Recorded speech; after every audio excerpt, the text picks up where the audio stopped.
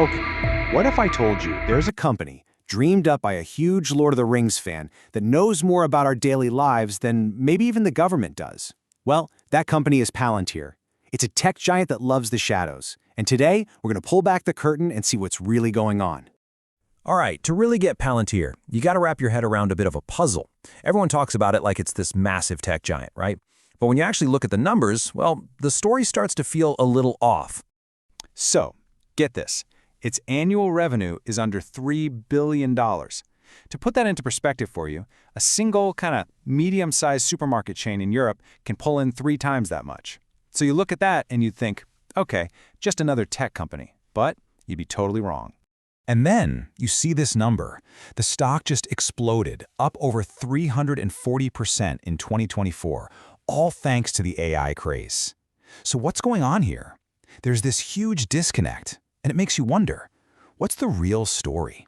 What does this company actually do that makes it so valuable and, let's be honest, kind of scary? To figure that out, we've got to rewind, all the way back to the beginning, right in the shadow of 9/11. See, this was never just another startup. It was born with a very specific mission. It was started back in 2003 by Peter Thiel. You probably know him. He was a core part of that legendary PayPal mafia. And Thiel had this wild vision, inspired by his all-time favorite book, The Lord of the Rings. He wanted to build a real-life version of the Palantir, you know, the all-seeing stones. And I mean, this isn't just a casual thing. The Tolkien obsession runs deep. The company's name, the headquarters being called the Shire, other offices named Rivendell and Minas Tirith, Thiel literally built his entire corporate universe to feel like it was straight out of Middle-earth. It's wild. So, after cashing out from PayPal, Thiel's big idea was simple: use software to hunt down terrorists. And his first investor? Not some typical Silicon Valley VC firm. Nope. It was In-Q-Tel, which is the CIA's own venture capital fund. I mean, that right there tells you pretty much everything you need to know about Palantir's mission from day one. Okay, so what does Palantir's tech actually do? This is super important to get. They don't collect new data. They're not hacking your phone or installing new cameras. What they do is take all the bits and pieces of data that their clients, governments, big companies, already have on you, and they just connect the dots. Now, Palantir does this with 4 main platforms. You've got Foundry, which is for big corporate clients like Walmart. It helps them figure out super complex stuff like supply chains. Then there's Apollo and Hype, which are more for internal use. But the one we really need to talk about, the one that's the source of all the power and all the controversy, is Gotham. Gotham. And yeah, you heard that right. It's named after Batman's city. The name kind of gives away the game, doesn't it?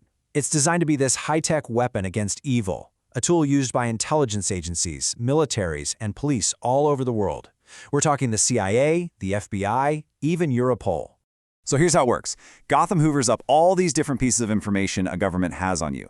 Think about it. Your health records from one agency, your tax info from another, your license plate scans, any criminal records, biometric data, and it pulls it all together into one single searchable profile. It's like a virtual panopticon, where every little piece is suddenly connected.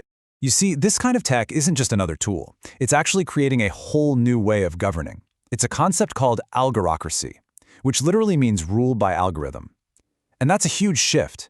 We're talking about a world where really important decisions about our lives are basically handed over to a piece of code. It breaks down into 3 pretty simple steps. Step 1, all these different government agencies, health, tax, police, are collecting their own data on you. Step 2, Palantir software comes in and pulls all that scattered data together. And then, step 3, a powerful AI analyzes your complete file and assigns you a risk level. It decides if you might be a threat. And this is where the goal really shifts, away from punishing actual crimes to something they call preventative control. So just imagine this. You get a knock on your door from the cops because your driver's license expired. Not because you were caught driving, but just because an algorithm flagged you as someone who might drive illegally in the future. It's a system of total surveillance that sounds, well, a lot like China's social credit system. But here's the thing. For the people who started Palantir, this isn't just about making money or cool tech. No, it's driven by a very clear political and ideological mission. They want to reshape the entire global order. And Palantir's CEO, a guy named Alex Karp, is super upfront about it. He's basically said the West needs to get its act together, and that Silicon Valley has a patriotic duty to build the weapons and tools needed for the US and its allies to win the global tech race. No ambiguity there. And Peter Thiel? Well, he's sitting right at the center of this huge, powerful web of influence, all pushing for the same thing. You've got Palantir doing the data analysis. Then there's Anduril, which builds AI-powered weapons. He was an early investor in OpenAI, which now has contracts with the Pentagon. And he's got deep financial ties to political figures like J.D. Vance. It's not just one company, it's a whole ecosystem built around this one powerful vision. Which, believe it or not, brings us right back to the Lord of the Rings. Think about it. The Palantiri, those seeing stones, they weren't good or evil on their own. Their power was all about who was using them and why. And that's what Palantir, the company, really is. It's just pure, unregulated power. And it puts us in the exact same spot as the wizards in the story. Do we become like Gandalf and resist this kind of power because we're afraid of how it could corrupt us? Or are we more like Saruman, who grabbed that power, believing he could control it and use it for good? And this really gets to the core dilemma for all of us, doesn't it? The very same data that can promise to keep us safe is the exact same data that can be used to control us completely. There's no easy answer.